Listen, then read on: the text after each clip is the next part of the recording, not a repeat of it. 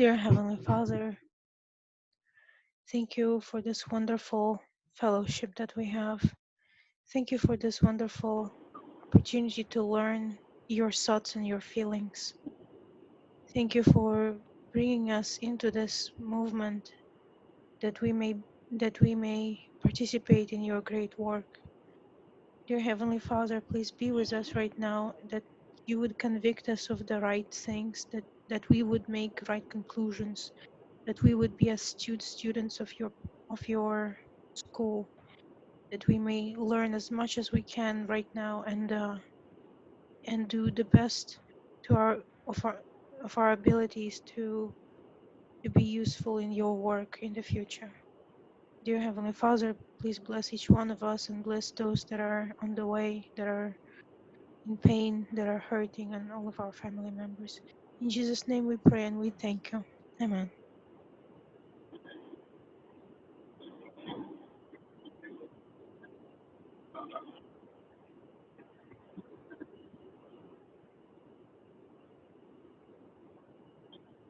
Can you guys see?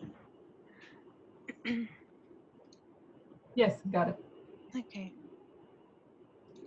reading mode. So, and I'm sorry that this is a little bit more like more like a transcript.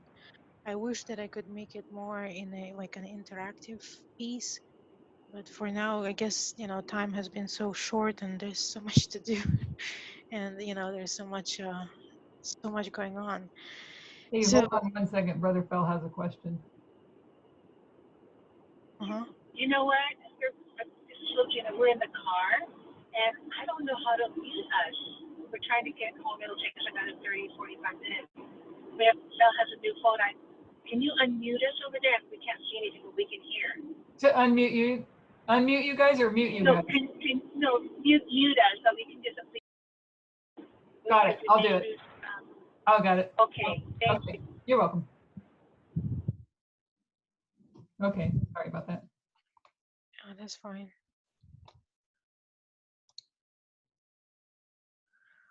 Okay, so we have completed our study of the cup of the counterfeit in the previous presentation, and we wanted to focus on the triple application of prophecy to world wars, the first and the second equaling the third.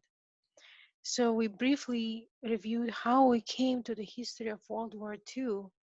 It is through understanding of these two lines of pyres that have been laid out in this continual top line. And I wonder if I can make it bigger. Probably not. So the history of Macedonia and Italy. So here, this is two histories of line of pyres uh, that we are able to understand the counterfeit, the World War III. So we came to these lines through the 273 of Acts 27, placing that between Panium and Sunday law.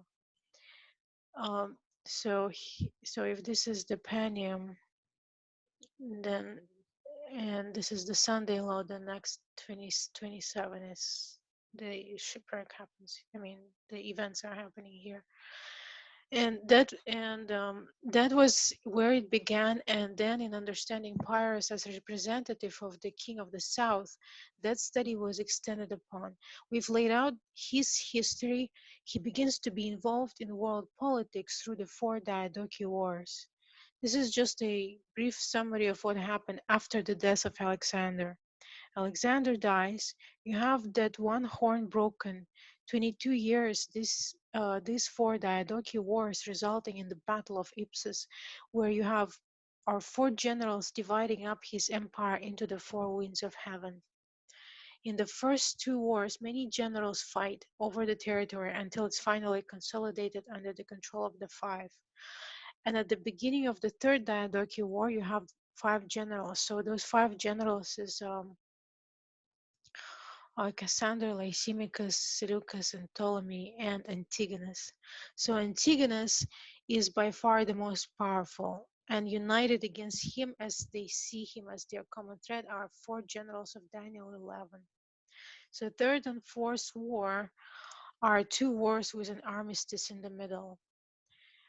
And I guess the first two wars, as we have already mentioned, that they are many. The history is uh, very tumultuous, meaning that like everybody's against everybody. You have the same players. So in the third and fourth Diadochi wars, you have the same players. Pyrrhus enters that history by fighting as a general of Demetrius. So, oh, I don't know why it happened.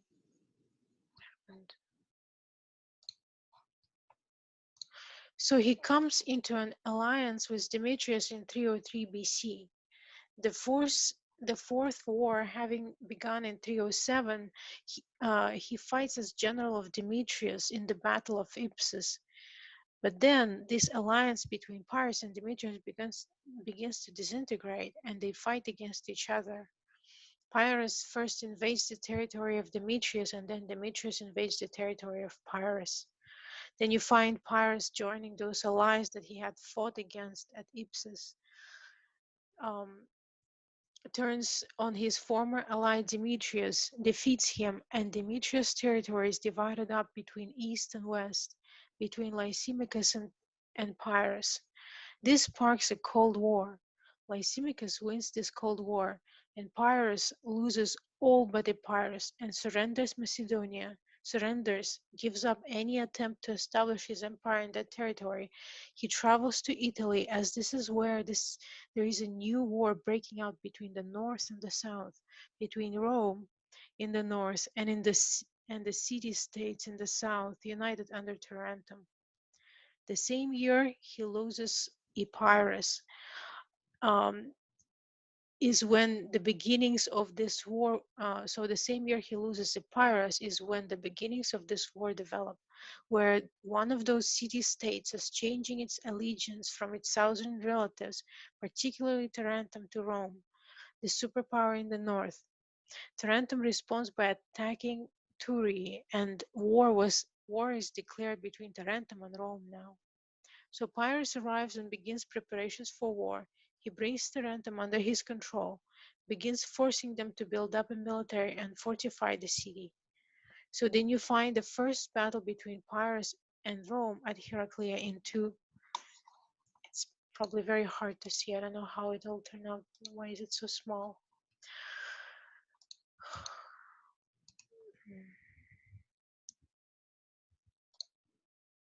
Yeah, okay. I guess Sister Shalmika pointed out that one of these don't coins aren't lining up correctly. But I was re-listening and I couldn't find where exactly it is because it was, I copied it off of her board. So Which one's missing? not to say missing, but it wasn't aligned correctly or something like that. Sister Shalmika commented that the Ptolemy oh no, not told me that I think it's this one somehow. Anyway, um we'll figure it out later. So then you find the first battle between Pyrrhus and Rome at Heraclea in 280 BC, and winter prevents them from fighting. Immediately for the following spring they meet at Asculum, and Pyrrhus defeats Rome. Both battles he wins because of elephants. He goes to Sicily, becomes dictator, desecrates the temple. In Sicily.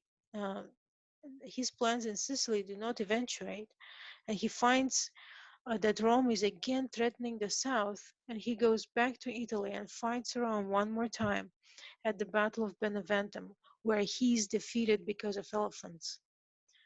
So, if you remember, the elephants turn back on him.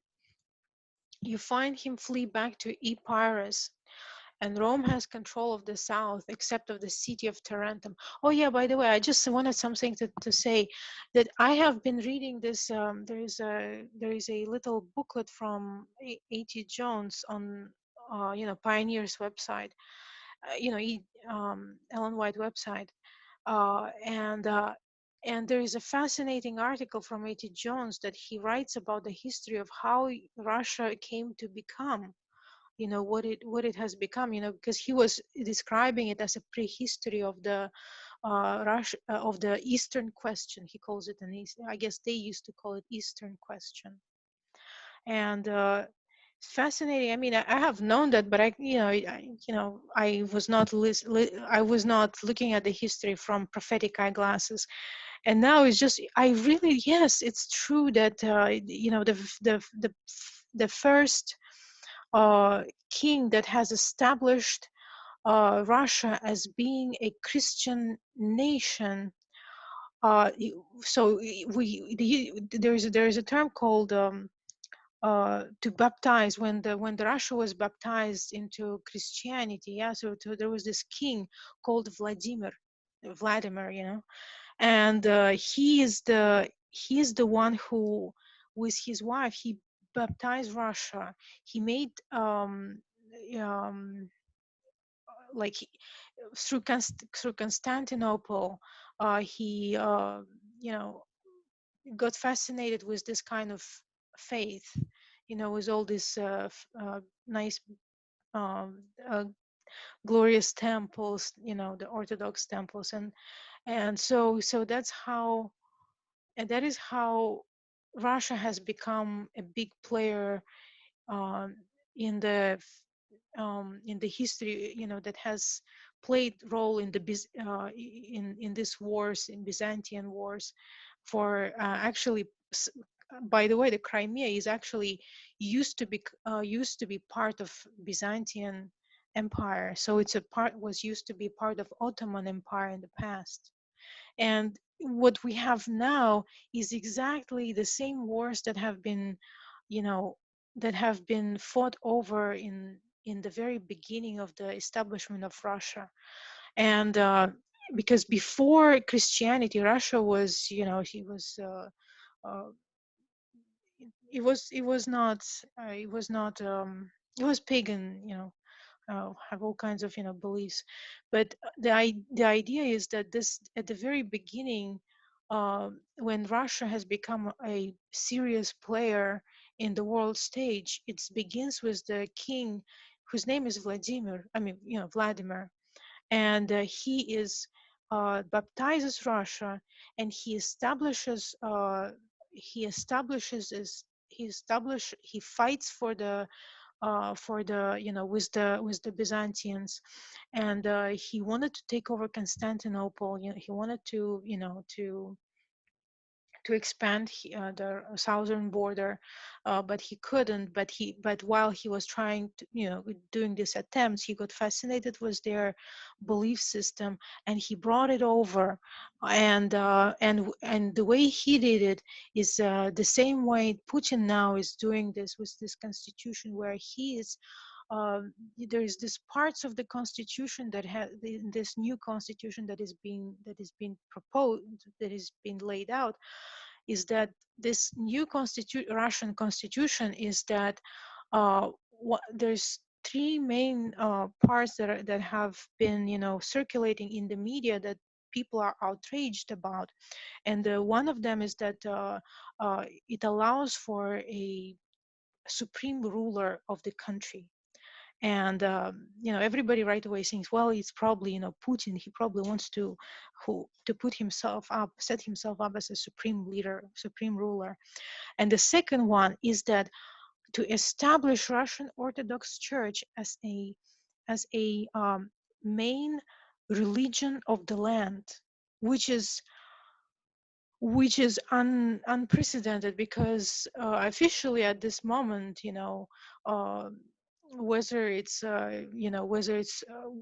they really abide by this constitution or not, but Russia has a separation of church and state. Well, not to say a separation, in a sense that it's a secular country, but this new constitution is establishing that allows for the supreme ruler, and the second one is establishing the Russian Orthodox Church as a supreme as a uh, main religion of the land.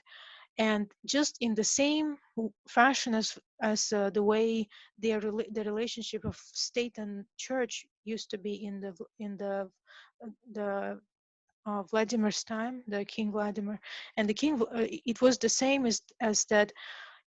The church was an the state was over the church. He liked it. He wanted it. Then he subjugated his you know his countrymen to his beliefs, and it was not driven by the church, so it was driven by the state, the same way as it is now proposed by the government, by his government, this new constitution. So, but this is such a diversion from this presentation. So I guess the reason why I'm saying is that because there is um, such a like such a amazing parallels that history carries, and like in the history of beginning of Russia, and the way it's ending now, we can see that it's just like in the past. All right, you find okay, Rome has control of the south. Rome has control of the south, except for the city of Tarentum, which is they have under siege. And just 3 years later, Pyrrhus dies fighting in the city of Argos. And Argos means harvest. He makes bad decisions in the battle, but one of the key bad decisions that comes out of this battle is bringing elephants into a city where you're fighting in a tight alleyways, and his exit route is blocked. And so Pyrrhus dies. He's 46 years old. Argos, which means harvest, is where he comes to his end. And Rome goes to Egypt, formalizing his alliance, and Tarentum surrenders. Rome officially has control of the whole of the south of Italy. Um, okay, and then she says that I'm not going to review this study. It was handed out in a card earlier, and she points to this card, to this drawing. The card is called "Leaders of Empires in Russia."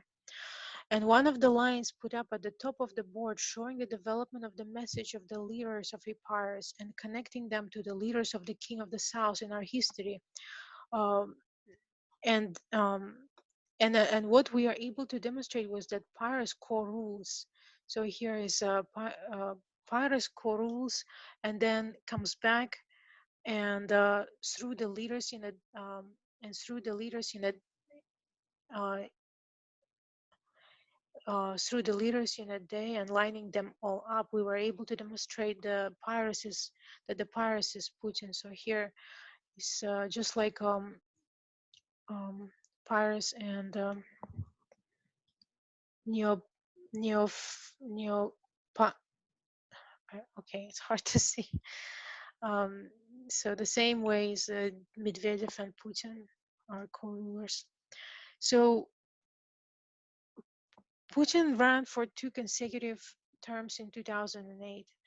It is recognized that he cannot run for another term because he's already had 2 4-year terms beginning in the year 2000. So he's forced to co-rule with Medvedev, and then after Medvedev serves 1 4-year term, Vladimir Putin comes back solo, and we go back to the very beginning, and we remember that the beginning typifies the end we find at Mitas. So the similar story happens here.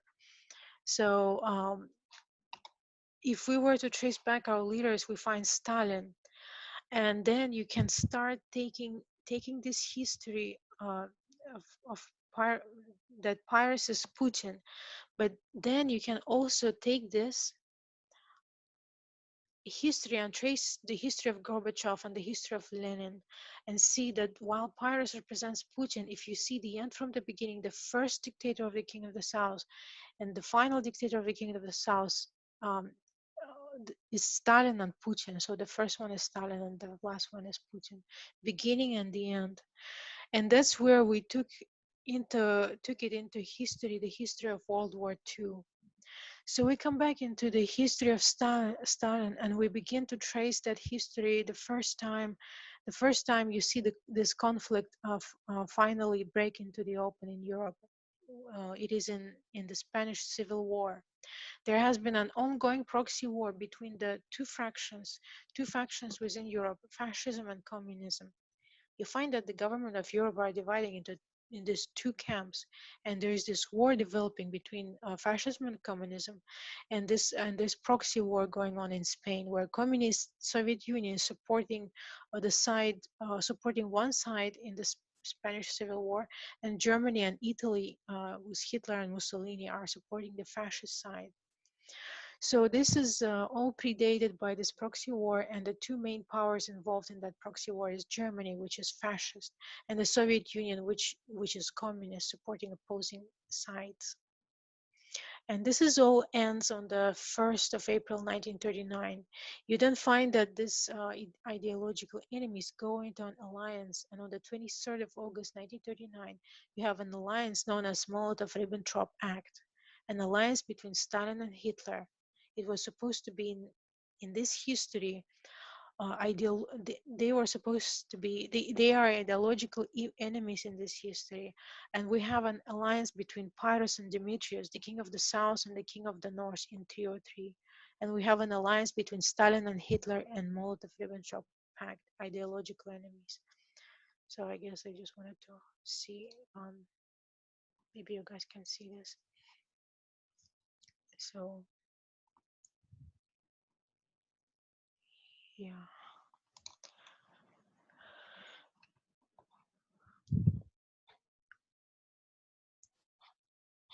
So the reason Hitler wanted this alliance so badly is because he needed to know that he had peace on his eastern front, because he wants to invade Poland, and he invades Poland on the 1st September 1939, just about a week after he goes into this pact with Stalin.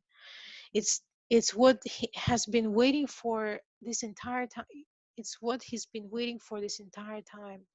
Connected to this Molotov-Ribbentrop Pact was also an agreement that they would start dividing up spheres of influence, which is why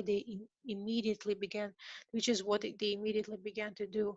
And in this history, they are dividing up spheres of influence over particularly Eastern Europe. They have a breakdown in their relationship in August of 1940s. By August of 1940s, Stalin is unimpressed with the behavior of Hitler, and that Hitler is not fulfilling economic agreements between the countries. So there is this breakdown in communication, and for the months of August, Stalin stopped supporting Hitler economically. Much of Germany's economy that enabled them to fight World War II. Without trade with the Soviet Union, Hitler would never have been able to fight it. He would never be able to fight a World War II. So for the months of August, Stalin pulls that plug and stops supplying Hitler with the resources he needed for that World War. And with this invasion of Poland, there were three allies: Poland, France, and Britain. France and Britain had gone into an alliance with Poland and said, if Hitler invades you, then he has war with us. So you have this threefold alliance, three allies versus the superpower bully Germany. And in this history, Germany backed by the Soviet Union Stalin. August of 1940s, there is this breakdown in their alliance. By the end of August, they make peace and the alliance continues. But the damage has already been done. There were enemies from the start, but both had something to gain by having a temporary alliance with their enemy. Hitler decides that the time to treat Stalin as an ally has come to an end. Now he wants to go back to his original plan, which was to defeat the Soviet Union. And on the 22nd of June 1941, by Operation Barbarossa, Hitler invades this former ally. Hitler being the king of the North and Soviet Union king of the South. So they begin with an alliance, and then as a result of that alliance, they're able to fight a threefold enemy. This is Poland, France, and Britain. In this history, Demetrius is already a king. His father is killed, and Demetrius is ready to take over what's left of his father's empire, as well as his own holdings. You have him supported in this battle by Paris, and you have Germany too, supported by the Soviet Union. They divide the territory into spheres of influence. Their relationship breaks down, and then it's finally fully broken when the king of the north, or Demetrius, invades the king of the south, or Pyrrhus, um, or Germany. The king of the north defeats the Soviet Union, the king of the south. Because the king of the north has invaded, it drives Stalin into an alliance with the allies he opposed back when he was in that original alliance. So in the history just prior to 1945, we find that Stalin joins the Allied forces. Germany is defeated by his alliance, but particularly two powers. It's Russia or the Soviet Union here. They come from the east into Germany, driving or before them, and from the west comes this new power, the United States. And we find that the territory is divided between east and west. So the Soviet Union coming from the east and the United States from the west. And they met at Elbe River in Germany. This sparks a Cold War between the Soviet Union and United States, and this Cold War, fought with traditional Cold War tactics, results in 1989 through sanctions and subterfuge. And you find that the Soviet Union loses all except Russia, the borders of Russia itself. At this same point in time, you also can go and start seeing this other dynamic develop that's going on to lead to further tension down the line. So I just wanted to know that even up to this point, up to this point, the the Germany, the split in Germany is such a it is uh, German. So there's used to be this, we used to be kind of proud that, oh yeah, we have a piece of Germany, which is the eastern part, the German Democratic Republic, GDR, and then the western used to be the uh, um, FDR, which is the federal federative. It's basically Western Germany, and and it used to be that the Eastern Germany was very poor compared to uh, Western Germany, and there is this divide in their culture. There's cultural divide even up to this point.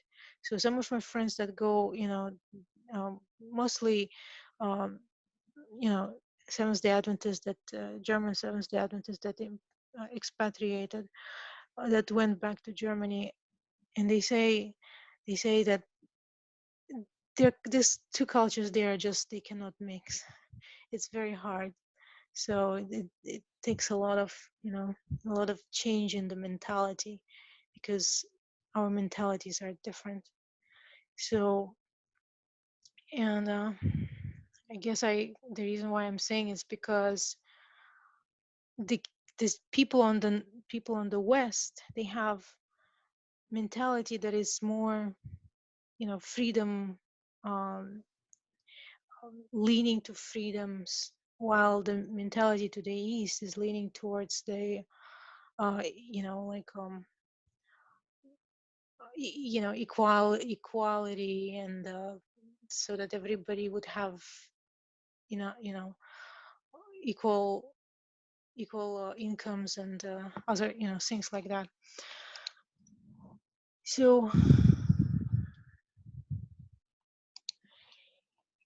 so here in Turi, so the Cold War.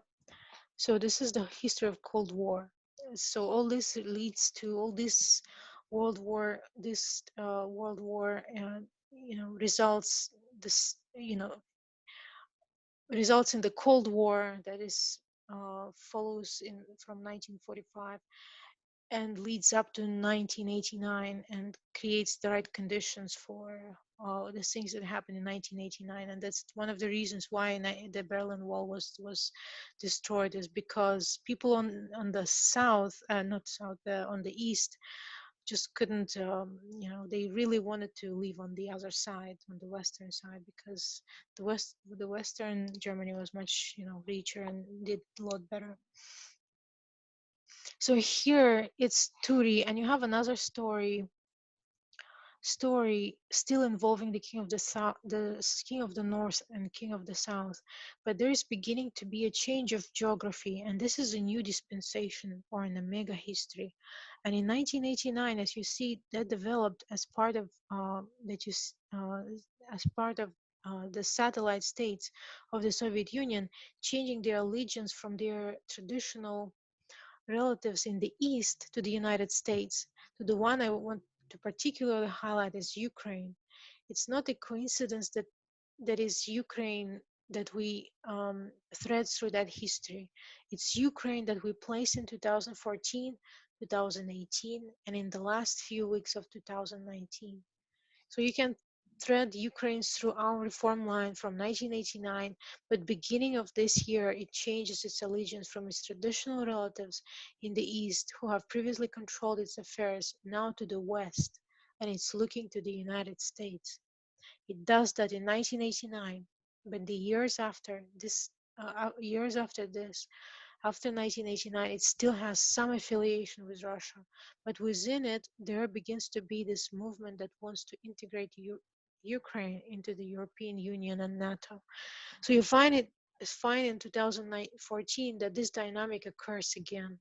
And again, Ukraine overthrows their Russian sympathizing government and turns their eyes to the West and says, we want to ally with the West or with Rome.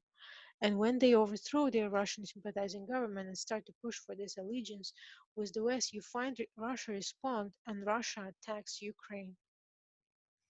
So in 2016, you see this preparation that the King of the South is making to be able to challenge the Roman superpower in the north. In 2016, through that presidential cycle, you see Putin prepare all that he needs to take on the West.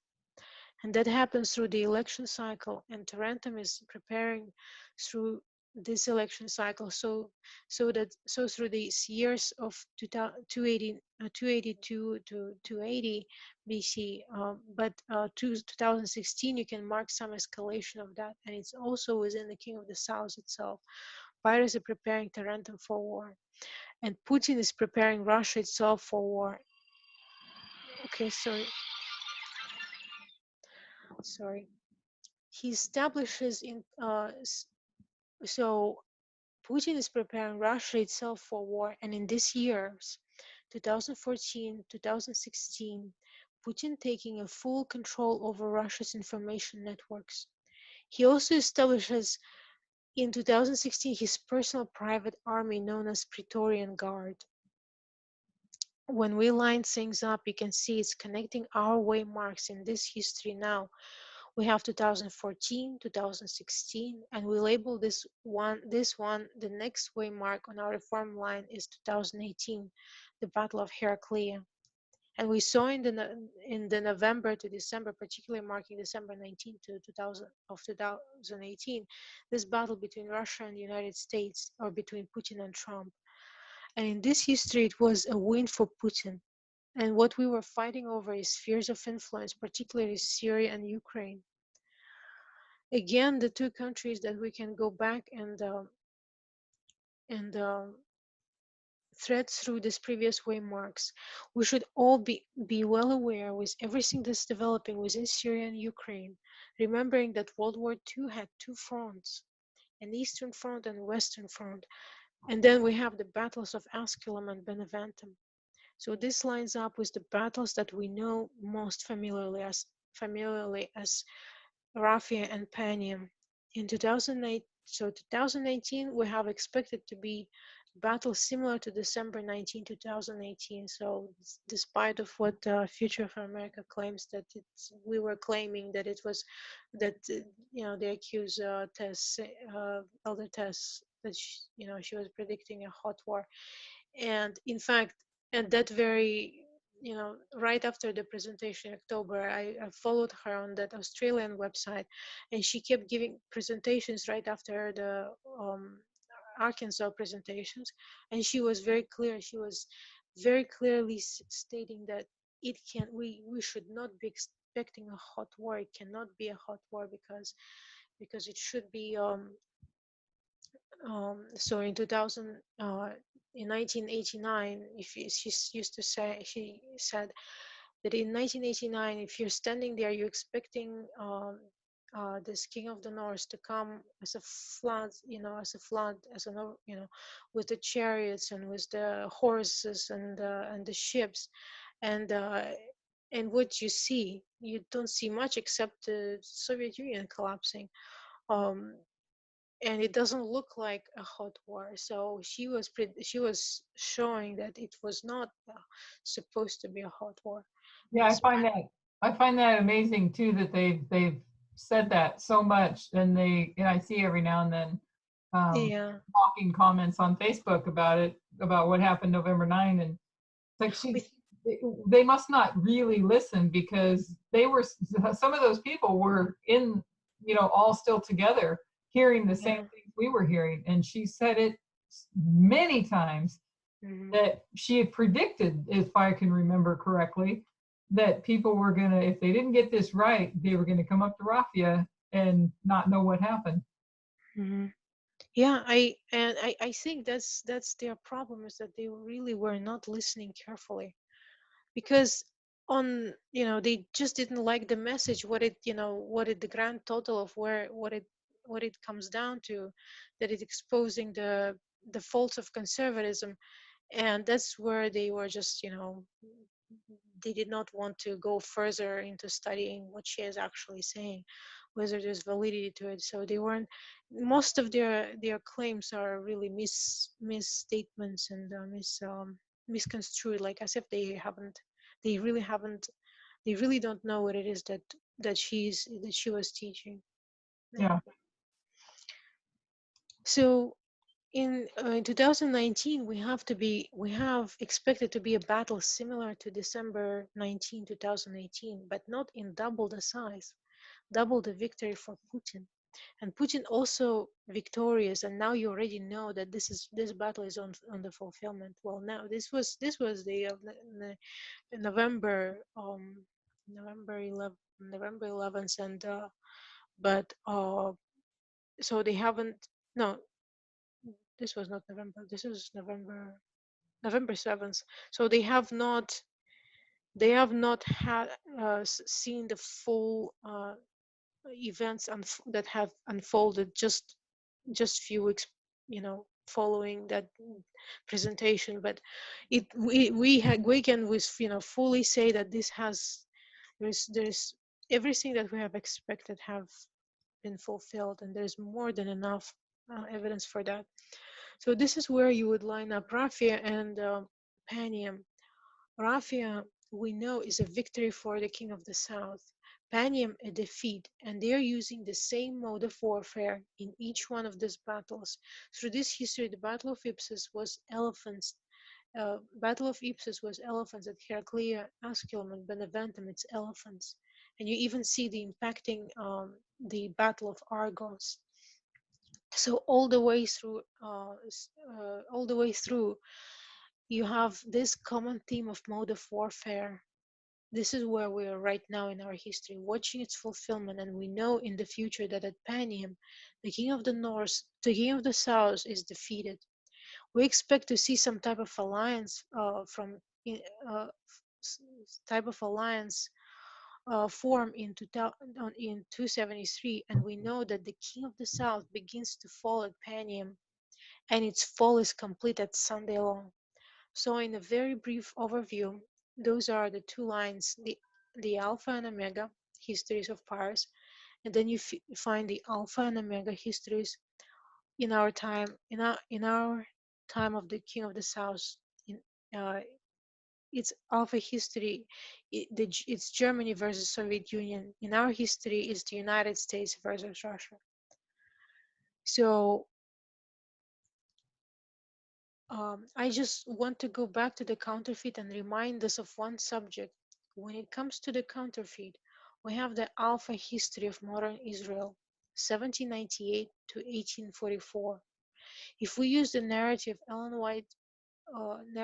Ellen White, she gives us that it's 1798 and 18 to 1844.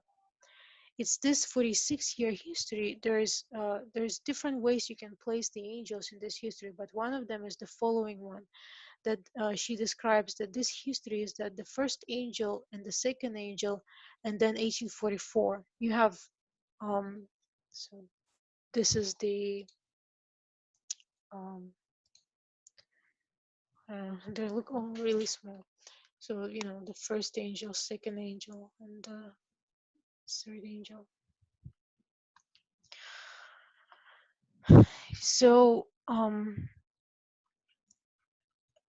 and then in 1844 you have the beginning. Uh, you have beginning the third angel, and it's going to travel through history until it's empowered. When you see the counterfeit of that, it's 1899 to 1945. Um, Satan also doing a work to restore his church. So what's the counterfeit of the message? If it's the first and the second angel's message that resurrects God's people in this history, then when you come to the history of Alpha of modern Babylon, what do you expect to see? It's 46 years, and what brought the Catholic Church to a position of restoration at the end of those years? It was two world wars. You have the World War One, World War Two, and in 1945, with one logic, if we repeat what Ellen White gives us, uh, uh, World War Three. The logic to see this Cold War's World War Three is it's United States versus the King of the South. Same dynamic we have today. So in one line of thinking, the third angel's message uh, began in October 22nd, 1844. And in one line of thinking, World War III began with the Cold War at the end of the World War II in 1945. So, yeah, this is the logic. So the Satan is kind of late picking it up. So so the first angel's message isn't doing much in 1798, and William Miller is a teenager. He hasn't started studying it. It doesn't begin until years later. The preparation for World War One you can trace to 1899. 1899 is the first Hague conference where they write the rules of modern warfare. Um, so you can see the development of modern warfare from 1899. But the World War itself took time. So you can see the development of the first angel. You can see the development of the first angel arrived in 1798, but the giving of that message took time. So in 1798 he wasn't doing anything, yeah. But that same first and second angel's message pattern that brings God's people to a position of restoration, that raises up a church, occurs in the same 46-year pattern where World War One and World War Two did the same work within the papacy. It provided the right conditions and it resurrected them, not just as a world leader, but also financially. Particularly in World War One, as countries began paying the Vatican to interfere with Italian politics, it resurrected them financially. In the beginning of the World War One, the Vatican is broke, and by the end, they are far from it. So you see this pattern, and you know that World War Two has a place in this history as the work is being done within the papacy. So you see, even on this level, the significance of this war between Nazi Germany and the Communist Soviet Union, it isn't type of it isn't just a type of our history. It was part of the alpha history of modern Babylon. If Satan's plans hadn't worked out, it was meant to be the end of the world history, or setting up of his kingdom in the end of the great controversy at a time when Adventism is in no condition to be able to respond and protect themselves. And in fact, The Adventists in the Germany, I hope that we know that the Seventh Day Adventists in the fascist Germany, there was a it split because of the church was following this government, and the church liked this government, and the church recruited its members even to bear arms, and that's how the German Reformation movement, Seventh Day Adventist, got split up because they they were the ones who disagreed with the church stance that they were the ones who said, we can't disfellowship people based on their nationality, based on their, whether they are um, burden to society, or and it's as if that history was a like a mini, papier mache, like a mini paper, like, you know mini mold of what could be in the end of time, in the time of, and the last day, in the last days. And which is the scariest part, is that the official Adventist church is the one that is following and fully supporting the Nazi government, and it is the remnant of that church, the ones that were opposing the church, they were the ones persecuted, and they were the ones put to jail. So yeah, but this is a really, I think we should.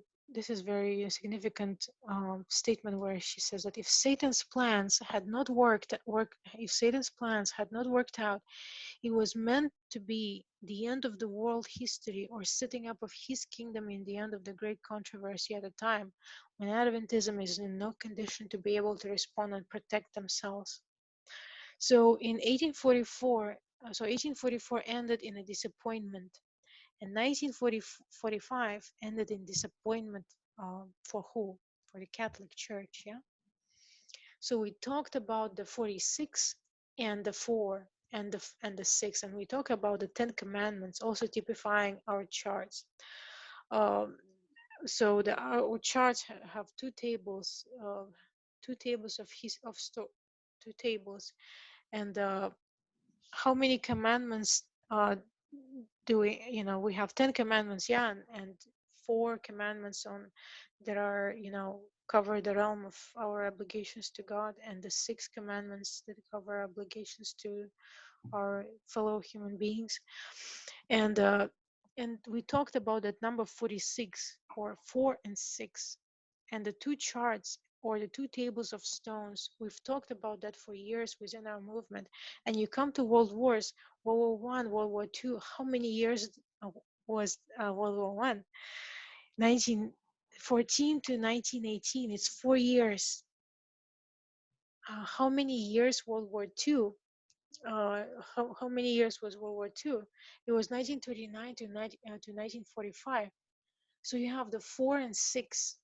All of this is Satan counterfeiting the work within his own church, the same, even some of the same prophetic symbology as he's already recognizing God is implementing in his own church.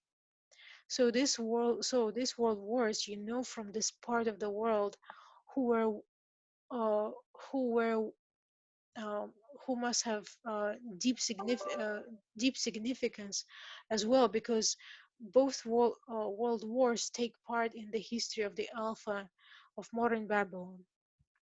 So the next step after these lines we completed was to overlay them.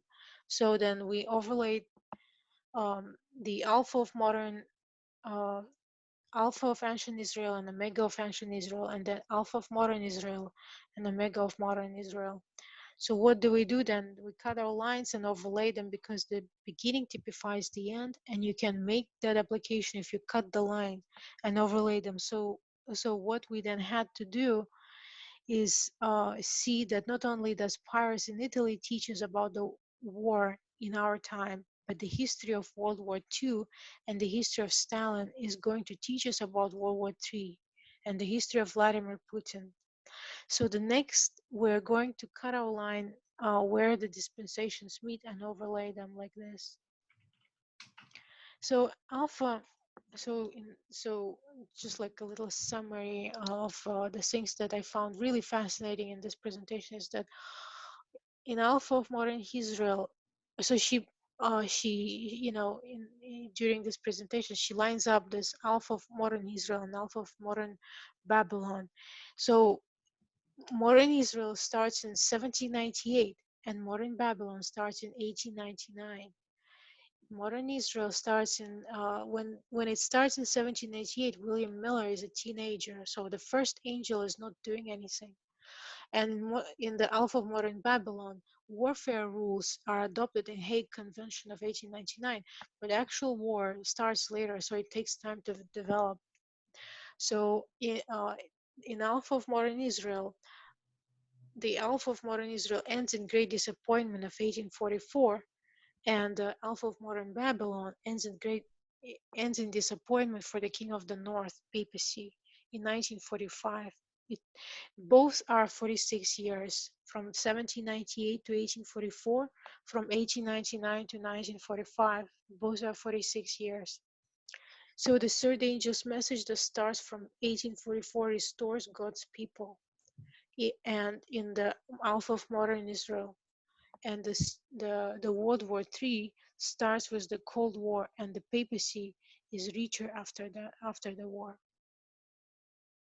So the Ten Commandments, uh, another similitude is that the Ten Commandments is that 4 and 6, yeah, and in Alpha of Modern Babylon, World War III is this fascinating phenomenon that it's 1918 to 1914 to 1918, which is 4 years, and 1939 to 1945, which is 6 years. So, and commandments also typifying two charts of 1943 and 1850. So here you have Pyrrhus in Macedonia. His alpha of history begins in 307 BC. And you have this war where Demetrius frees Athens from a dictator. In 303 BC, you have an alliance between Pyrrhus and Demetrius. In 301 BC, you have the Battle of Ipsus and the three allies, Cassander, Lysimachus, and Seleucus, facing off against their mortal enemies, Antigonus and Demetrius. Demetrius being supported by Pyrrhus, and after this battle where Antigonus is killed in 301 BC, you find Demetrius and Pyrrhus, King Demetrius, now completely unrestrained from the control of his father, who exercised a dictatorial control over the son. Demetrius is freed from the dictatorial control of his father, and he expands his iron kingdom, and you find the division of spheres of influence, particularly through the country of Macedonia between Pyrrhus and Demetrius. So this causes tension, and in 291 BC, Pyrrhus invades the territory of Demetrius, Thessaly, and Demetrius responds aggressively, and in 289 to 288 BC, Demetrius invades the country of Epirus. Demetrius here is engaged in a massive military buildup. Those three allies that Pyrrhus had fought against, he now goes into an alliance with, and in 287 BC, Pyrrhus joins the allies. Demetrius is defeated by Pyrrhus and Lysimachus, and his kingdom is divided between the east and west. And Pyrrhus and Lysimachus now engage in a cold war, which ends in 285 BC, where Pyrrhus loses all but his borders of his own country. We're going to overlay it with this Omega 285 BC. You find that this is city-state Turi appeals um, to Rome on in 282 BC. Okay, let me see if I can find this. I guess it's not. So you find Tarentum attacks. So if Tarentum attacks Turi, and war now begins or is declared between Rome and Tarentum. In 282, Pyrrhus begins the preparation of Tarentum, And the first battle fought in 280 BC, towards the end of that year, in the late autumn, just prior to winter, they meet at Heraclea, and Pyrrhus wins thanks to his elephants. In 279, they meet at Asculum, twice the size of Heraclea, and Pyrrhus wins. He acts as a dictator country, in this country more than he ever had before. He desecrates the pagan temple, but isn't benefited by it. He comes back and fights a final battle with Rome, the Battle of Beneventum, and he loses that battle. Because of his loss, Egypt starts taking notice of Rome, and it all culminates in 272 BC with the final full defeat of all the south of the Italy, and Rome returns to Egypt. Rome, yeah, returns to Egypt. So connecting this history of World War II, the Alpha history, we find that there's been a proxy war. Let me see if I can make this bigger. No, can't.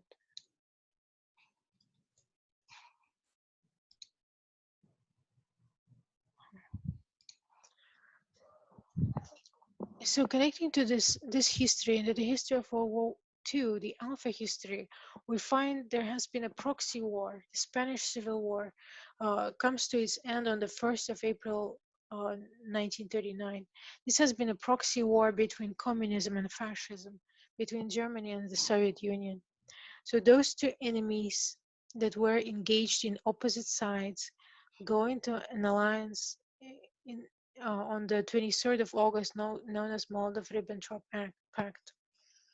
Hitler wants this pact he has so that he has peace with his natural enemy, because he wants to begin a war on the Western Front. Poland is invaded on the first. Okay, let me see if I can really do this.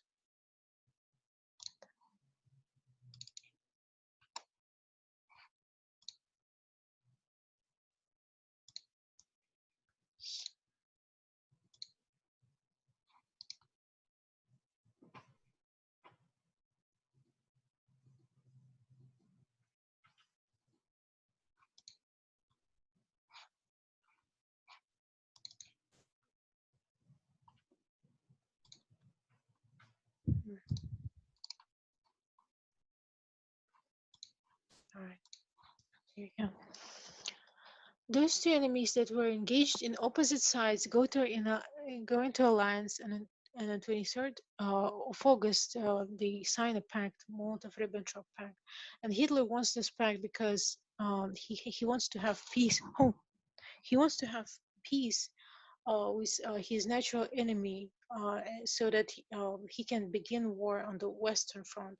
And Poland is invaded on the 1st September of 1939, and Hitler is boldly attacking three allies, Poland, France, and Britain. And in this invasion, he's supported by the Soviet Union and Stalin.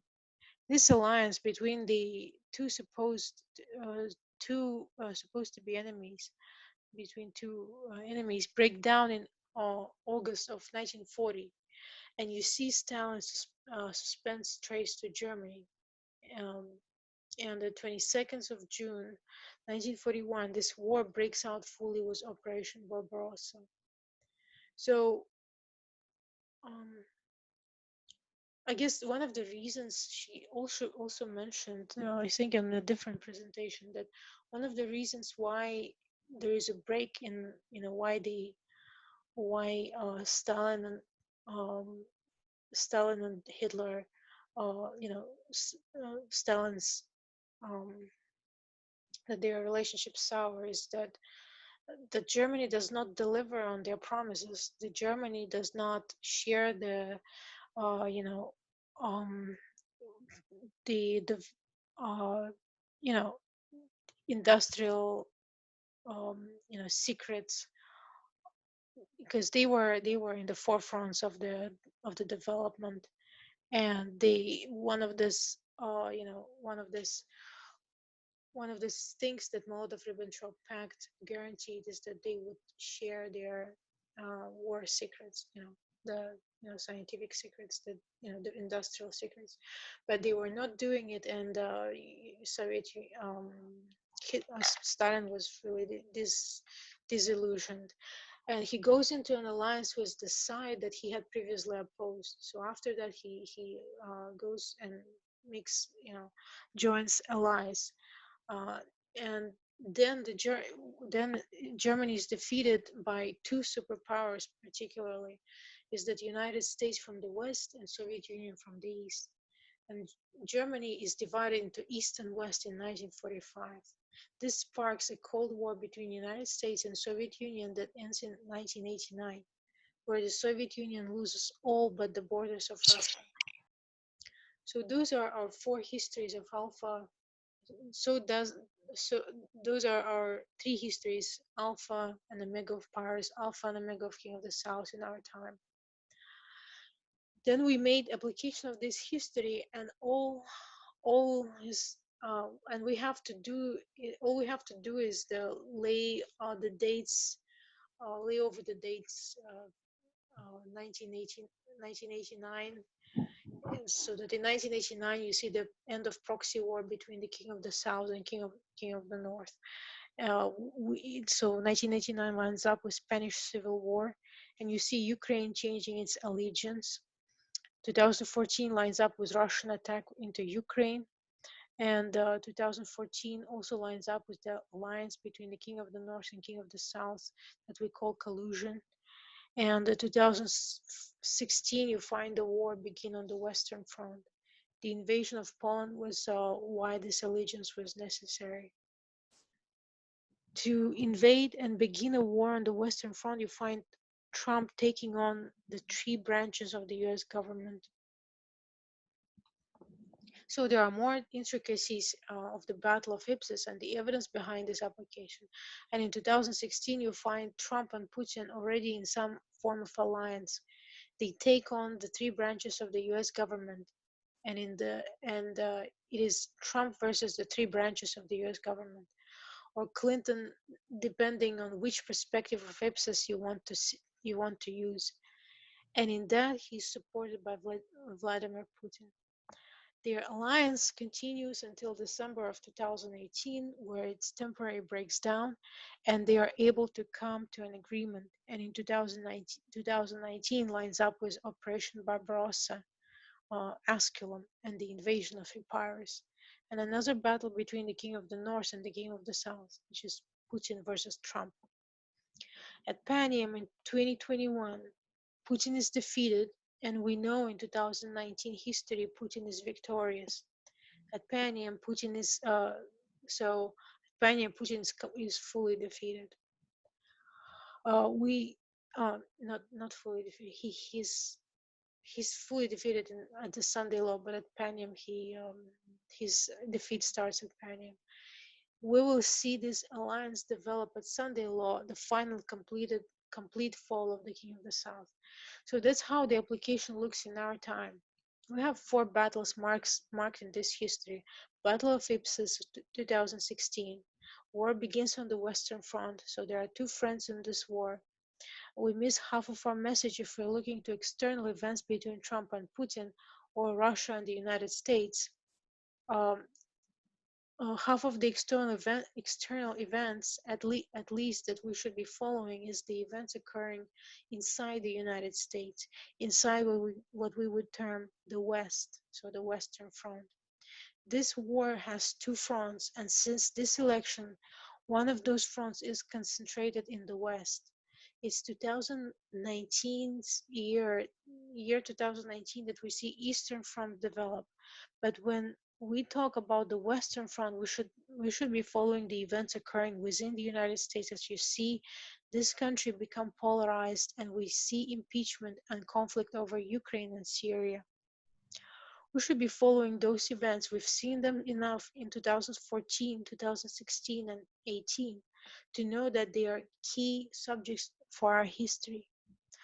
So when we overlay our lines, uh, without going into all the proofs in the details, this is what we find: that we have this history of 1989, the end of this proxy war, and then it got straight got ahead straight into this history where you see Putin and Trump coming into this friendship, this collusion, always the goal in mind of his 2016 election battle.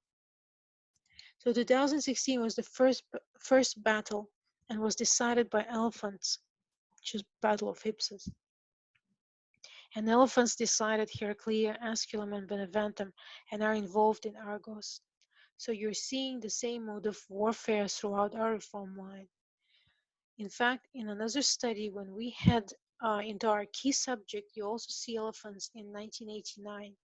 So from the time of the end, you have this information, this information war, mode of warfare, all through this history. Yeah, so 1989, end of proxy wars, King of the South versus King of the North. 2014, which is the collusion, and 2016, um, Trump and Putin is helping him versus three generals. And December 2018, uh, um, is it Heraclea? Yeah. And 2019, Putin versus Trump, and Putin wins. Um, and this is this is the Eastern Front begins here, and it goes all the way till 2021, from starting from which the King of the South will be declining, and with complete fall at the Sunday law. And so if we just can, if we can just like literally draw a line, yeah, it's amazing how this history is lining up. Yeah. This is great because it's the exact, almost, it's not the same presentation, but it's the same topic. So it's really helpful. Yeah. So um so this is just revision so far. So all that we have been talking talking about was just a revision. What I want us to note is how much we're missing with just this application.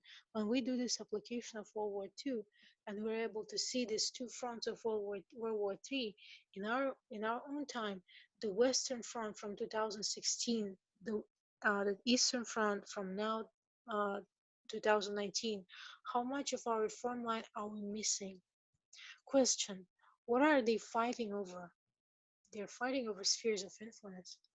Yeah. So you see that the Eastern Front begins in 2019, and we're watching the beginning of the Eastern Front, and we're saying that they're going to fight over are these spheres of influence. So if they're fighting over that now, so they're fighting over Syria and Ukraine in these spheres of influence from 2019. What were they doing back in the period of 1989 to 2014 and 2014 to 16? They're fighting over spheres of influence, the same spheres of influence, Syria and Ukraine. It's not a new development. Our other problem is that we have 1989 here at the end of this proxy war. We're talking about the King of the North and the King of the South in the history of 1989, the end of that war. And then in this line, it skips how many years? It skips 25 years of history. We have, so I guess she's mentioning this area. So we have 25 years here in the World War II, skipping 25 years. It skips the Gulf War, the rise of Vladimir Putin, the war in Afghanistan, the war in Iraq, the conflict over Libya, all of those events that occurred between Putin and the West. We skip all of that history and go straight into the history of the rise of Trump and our dispensation. So you know that there's a gaping hole in our reform line if we've been here 30 years. So if we've been here 30 years, World War II is skipping 25 years of that. So you know that we're missing 25 years of application. The first key being skipped history. The second key is you go into the history of modern Israel and modern Babylon, And you know that in the history of modern Babylon, in the Alpha history, World War One and World War Two, uh, they were back to back and both significant. That Satan was doing a work in both histories, the history of World War One and World War Two. So if we have a prophetic explanation for World War Two, we must also have a prophetic explanation for World War One. Another clue is that World War One and World War Two are one war. If they are a war between Germany and an Eastern Front and the Western Front, World War One is a war between Germany that Germany fights on the East and on the West. You're fighting against Russia on the East and against Britain and France. And there is an armistice. That armistice leads to conditions placed in Germany that their disillusions the German population and leads directly to World War II, where again Germany fights the Soviet Union on the east and France and Britain on the west, so that they are one war with a break in the middle, with an armistice in the middle. So the application we're making in the Fourth Diadochi War, you have this king of the north or superpower Antigonus with his son Demetrius, and they are fighting against these allied forces. We've traced the Fourth Diadochi War, but the Third Diadochi War is the exact the same, with the same players. There are two wars, just with a break in the middle, so it's already forming the pattern of World War One and World War Two.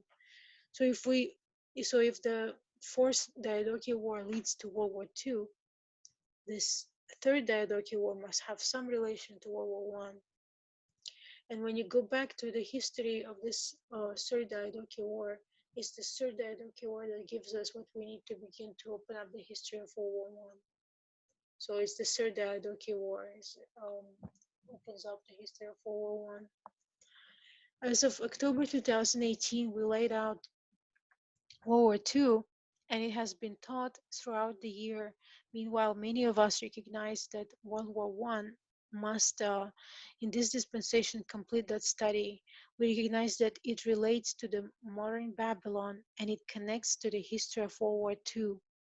And we recognize that something must come suspected World War. We recognize that something must come suspected World War One that would give us insight into these 25 years, which is the 1989 to 2014.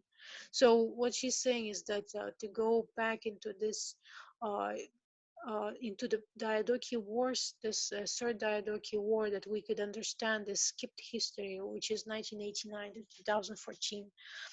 And particularly going back to the counterfeit, we see the first and the second angel's message do a work in 1798 and 1844. And we see the first and then the second and then the beginning of the third.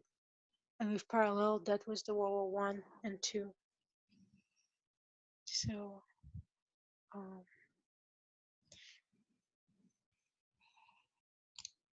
me see if we can.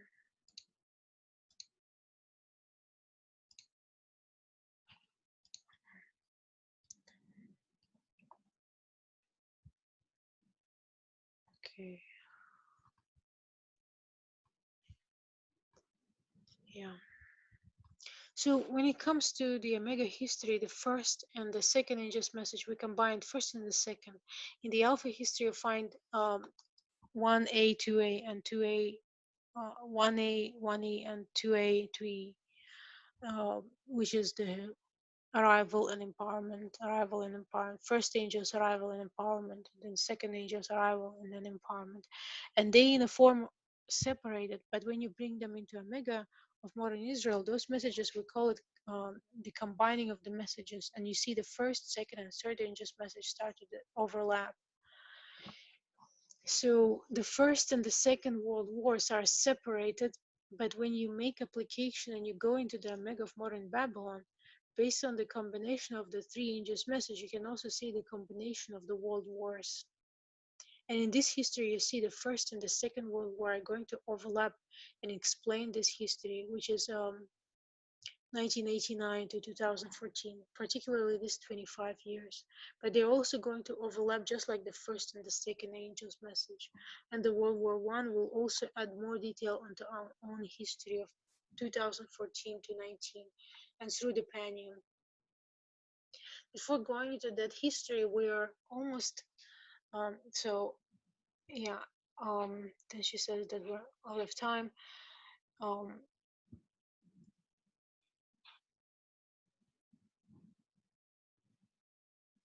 all of us have to all of us have to learn some parts of this history to make sense of these developments. Part of our explanation uh, is to go into the 25 years, the Iraq War, the Gulf War, and understand what happened.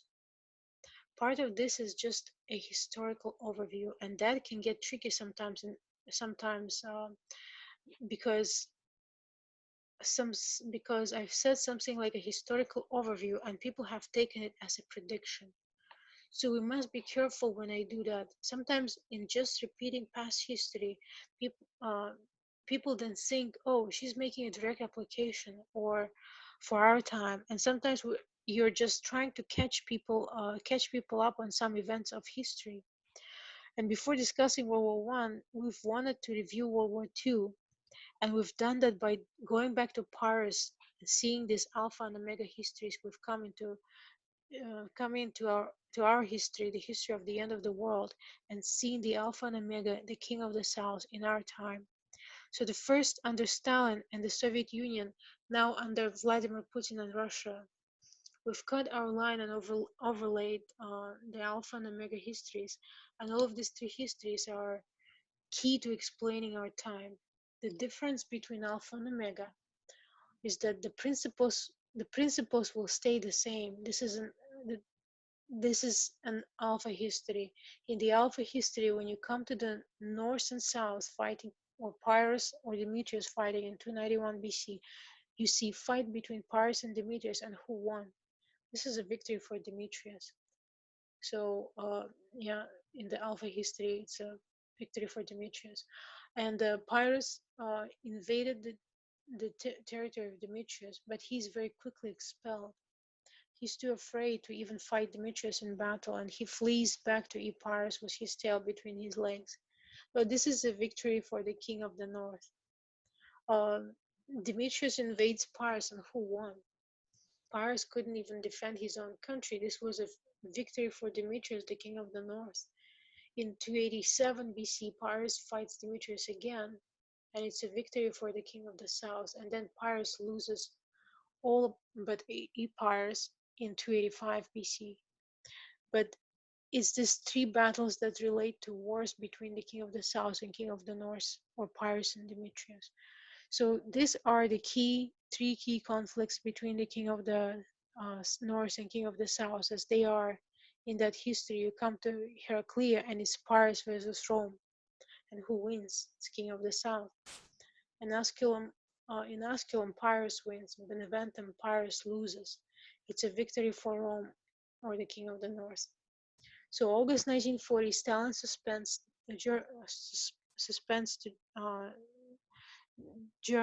the help to Germany. Out of that conflict, Germany is able to negotiate a much better deal for itself. It resulted in a victory for Germany. Operation Barbarossa was very quickly a victory for Germany. It's the largest invasion known in human history. They took um, over the vast swaths of the Soviet Union before Stalin even accepted that he'd been invaded.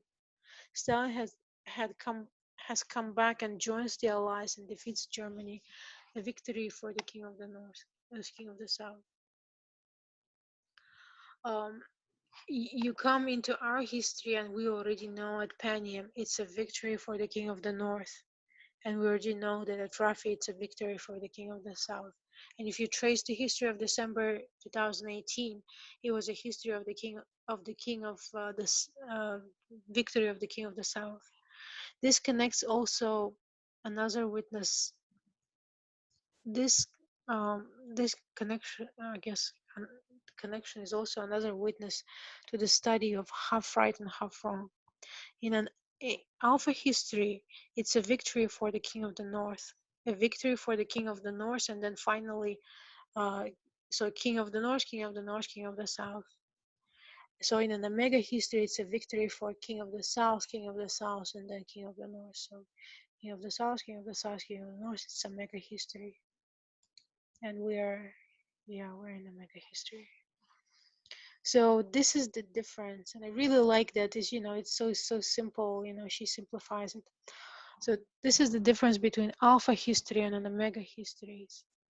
So um,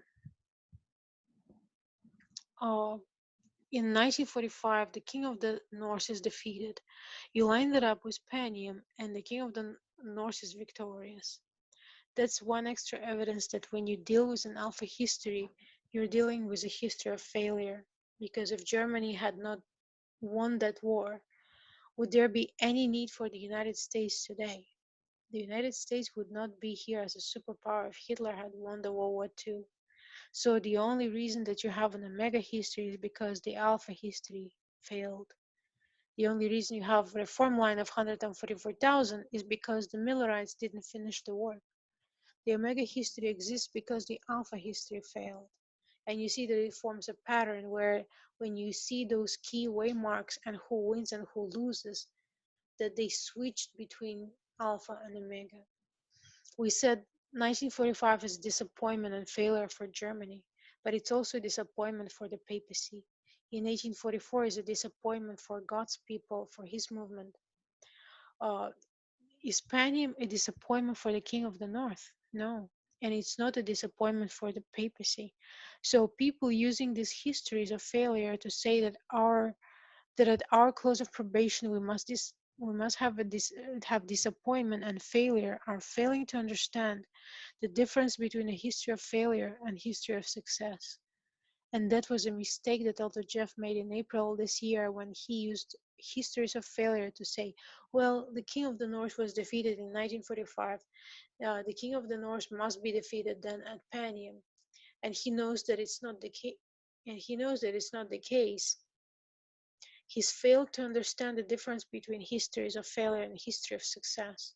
It's one evidence that we have that in a mega history, like in a history of Christ, the message was perfect. The only disappointment was felt in that history was a disappointment of those who failed to unlearn the first angel's concepts of what the end of the world would look like and what the end would look like. Those who held on to the message of John were the only ones disappointed at the cross for Christ. For Christ, it was a complete and a ton of victory. He defeated the forces of Satan once and for all. And the Omega history is a success if the message is accepted. Alpha history is a disappointment. When we come to the history of World War One, we're going to have to follow the same pattern. World War One is what history? It's a history of failure. So we already know that when we make application of this history of World War One, that the battles between the King of the North and King of the South must be switched.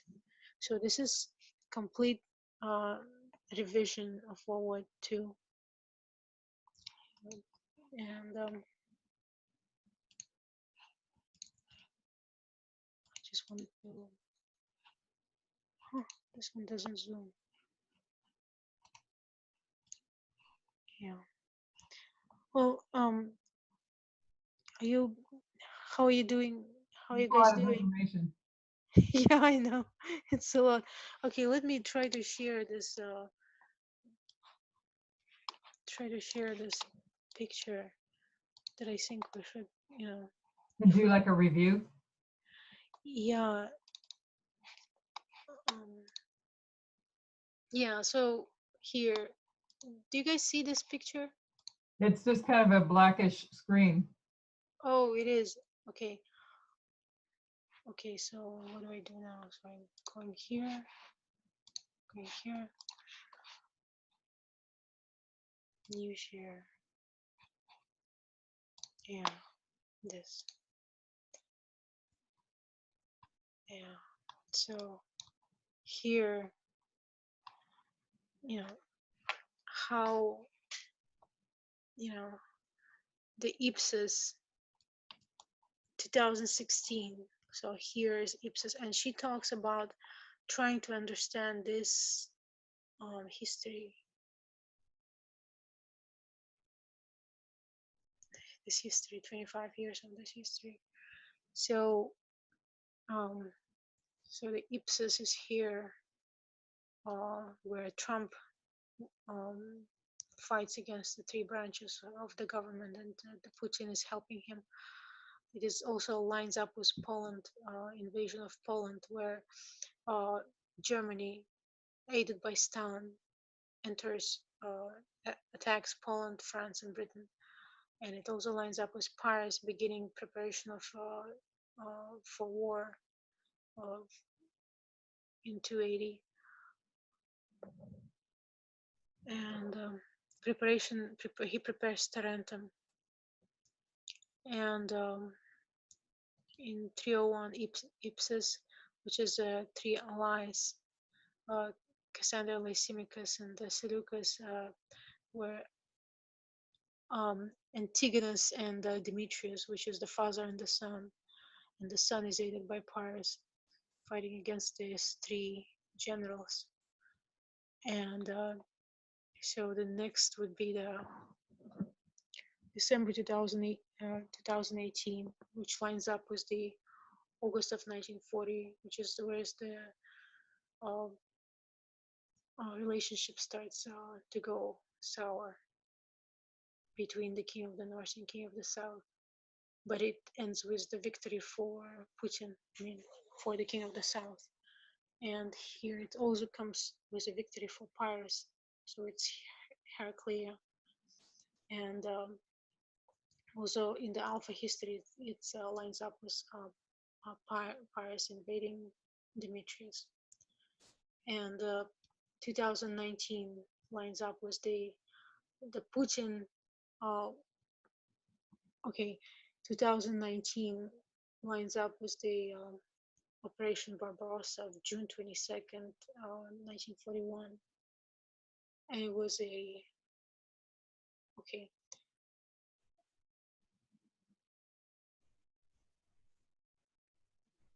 I don't quite see how would it be a win for the King of the South in this history. June 22nd, 1941 is an attack. Attack had happened. Operation Barbarossa. Oh yes, isn't it? It's this is the Alpha and Omega. So whenever it's so when you're comparing Alpha and Omega, they are not the same. So these Omegas will be lining up with this. Right. They are more precise. They are more, while the alphas have only not as well, not as good, not as don't line, not to say don't line up, but they are not. They are the opposites. They're the switched. Yeah, so yeah. because here in Alpha here, it was Operation Barbarossa. It was very bad. It was King of the North, clean victory for King of the North. And, but here, in Omega history, is a clean victory for Putin, King of the South. Right. Yeah. So now, while I was talking to you guys, figured it out. So the next one is where the 2021 lines up with 1945, which is this is in Alpha history, but with a Mega history is Beneventum, where Pyrrhus loses and Putin should be losing as well. Yeah, so I'm starting to understand that better and a little bit better all the time, because you had 1989 to 91, right? That and she does a line where she shows that, I think it's in my notes, but that from 1989 to 91, the wall comes down, and then he loses his spheres of influence. They start crumbling along with him, and then that's the death. So it's him losing his spheres of influence. Mm-hmm. Russia losing their spheres of influence that leaves the United States as the world's only superpower. Mm-hmm. And we were talking about that on the Sabbath, and there was question about, well, is it Syria he loses or is it Iran that he loses? Now, 2021, I don't know for sure. I can tell you, 1989, Soviet Union lost Kazakhstan, where I'm from. It lost Ukraine. It lost a whole bunch of other countries. In So it was, 1989, yeah, I mean, not 89, 1991, because right? 1991 Kazakhstan officially got separated. It Because was, that's where in 1991, that's where he, in the history of I want to say, no, it's Ptolemy and Seleucus, I think it is, where he goes up, where Seleucus comes down all the way to Egypt, but he doesn't go into Egypt. Goes all the way to the neck, but he doesn't go in. He doesn't take Egypt. So Putin doesn't lose Russia. He loses everything else. mm, up to the neck. So yeah. And that's the 1989 to 91, and then it's 2021 to Sunday law. hmm Yeah, that is amazing. What is really, fascinating is that how she actually one of the very recent presentations, and I'm sorry, I can't tell which one exactly, but it's one of the very recent ones where she says that look at, you know, how long it took Satan to counterfeit God's work. So the first time it's 500 years, Yeah, I saw then that. the second time is 100 years. So he says, this the next one we're in pace. That was amazing to see how to show the progression of how he's caught up to where, yeah, we're right at the same pace. And what's interesting too, because what he's developing is the perfect counterfeit. Yes. So God has the priest completely cleaned up, and all on the same page, and Satan will have his counterfeit all on the same page. hmm So he's zeroed in until we're going to meet at the same place at the same time, Yeah. each side in harmony Yeah, for that battle. which is also like it's just we know the date of we know not we don't know the date, but we know the year of the Panium. But the year, it's becoming closer and closer. This distances between, the space between the waymarks. So it's really hope we I'm really hoping that it's not too far. Yeah. Well, I've always had my sights on the fact that it wouldn't go past 2031. Yeah. I think I shared that last week, but I think it's amazing. And I'm really thankful that we're here to be a part of this. I'm thankful that we're here to know and be a part of this. Uh-huh. And I just pray for every one of us to stay faithful. And for those, I know that you watched those presentations. I think others have too. Those most recent ones by Parminder, where he's talking about Jacob's time of trouble. And Oh yes. If I could, I guess you guys are probably, need to go, and I just wanted to mention something. There is notes that I've been taking about this presentation, and it's really fascinating how, he says that there's no such thing as I used to have this theory that only um only some of us are the God will have a special group out of the priests, like where he will pick and choose, and he probably will. I don't know, but but but Elder Perminda, he just dispels these ideas. He's like, from the beginning of presentations, he says there's no such thing as the more superior priest, or the more when he talks about the ones that joined in the beginning and the ones that joined the very last, and he talks about how the last, why is this space, when he talks about the space between 2019 close of probation and 2021, why is it that we're not doing anything right now, is because of the training that's needed for the last priest. And I felt like this is so merciful and so gracious of God we're nothing like any, any of, I don't know, I'm nothing like any of you, any of, or you can't even compare in any depths and the widths of how deep deep the knowledge of Elder Parminder is, about, he has such an insight. Yeah, but one of the presentations just now I was listening, and he says, like, we don't even have, we don't even, as much as, I guess I was really interested that does he have any ideas about 666?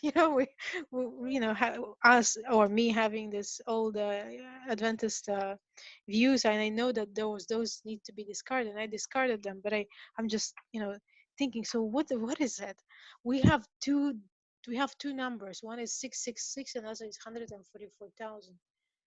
And it's like, what do they how do they symbolize? There's just so much unknown.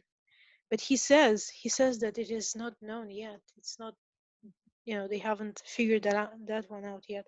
Anyway, so that in the what really struck me is that when he talks about the Jacob's time of trouble, that he says that who is fighting, who is in trouble in the Jacob's time of trouble. It's the Jacob. Yeah, it's not the family, it's not the brother, it's not the world, and it's not the uh you know it's Jacob. It's his own sins that brought him to that place.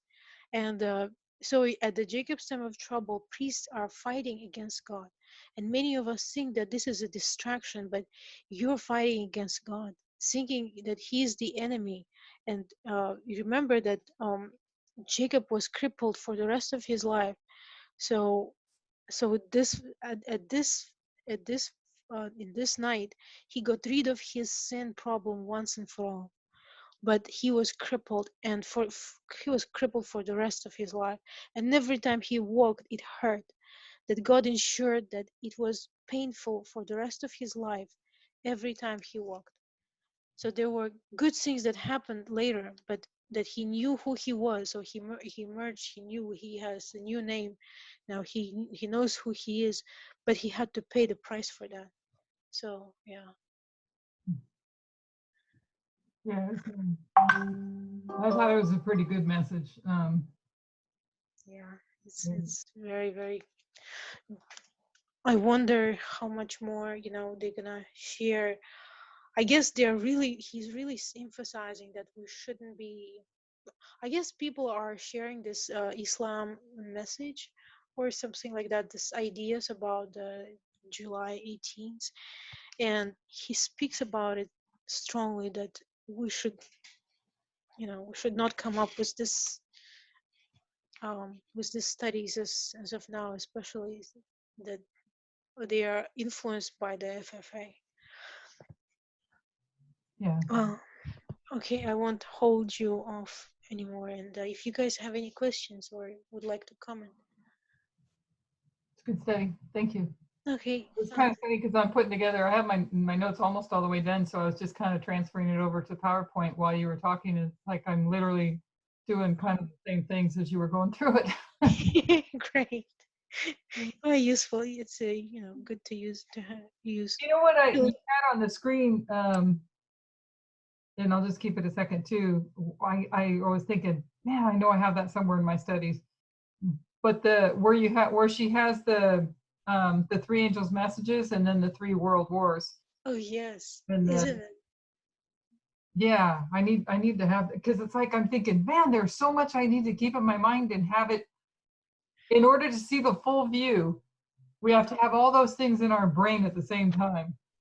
Yeah, but it's really, I think it's really amazing that there's so much symphony or harmony together, that they are like symmetry in the history, that even if you look, all you need is just to remember this your line, the 1798 to 1844, the steps, the first, second, and third angel, and then you just drop down and say 1899 to 1945, and it's the same thing, but World War One, World War Two, and World War Three. Yeah. Yep. Well, I'm going to All try right. For anybody that was with us a few years ago, I know I worked on a study about, we talked about it before about music. I think I sent it out again, but it just occurred to me earlier in the week that that's like the one stream of information of the two streams. Because when you go to Daniel chapter 2, what are they doing? They're bowing down to the music, right? Mm-hmm. All kinds of music. So the study of music that I did for that, it shows how, the priests, we know the priests are the ones that blow the trumpets. And you can go through and put together a lot of these quotes and see that the trumpets are the prophecy. So the priests are doing the prophecy, and then it will talk about the instruments being um, praise and thanksgiving. Hmm. And then you see different passages where it talks about them, playing in perfect harmony.